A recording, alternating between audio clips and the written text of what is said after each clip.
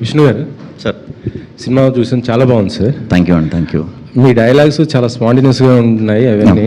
కాకపోతే ఇది ఏరే లాంగ్వేజ్ ఎప్పుడైనా రిలీజ్ చేయాలన్నా డబ్ చేయాలన్నా కొద్దిగా ఇబ్బంది అయ్యేలాగా ఉంటుంది అనుకుంటా కదా, అది ఎట్లా మరి ఇట్లా అయితే? సో ఇది ఓన్లీ మన కోసం చేసిన సినిమాయే, సో అంతవరకు ఆలోచించలా.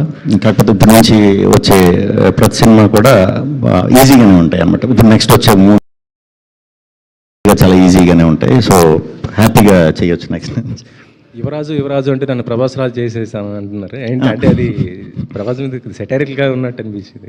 సెటైర్ కదండి, నేను ప్రభాస్ గారికి ఎంత పెద్ద ఫ్యాన్ మీ అందరికీ తెలుసు. సో ఈజీ కనెక్షన్ కోసం అనమాట అది పెట్టింది. అవునా? ఈరోజు మీ బర్త్డే సందర్భంగా మృత్యుంజయ్ కూడా ట్రైలర్ ఇప్పుడే లాంచ్ అయింది. ఎన్టీఆర్ గారు తారక్ గారు చేశారు, చాలా థ్యాంక్స్. రెస్పాన్స్ కూడా అద్భుతంగా వస్తుంది.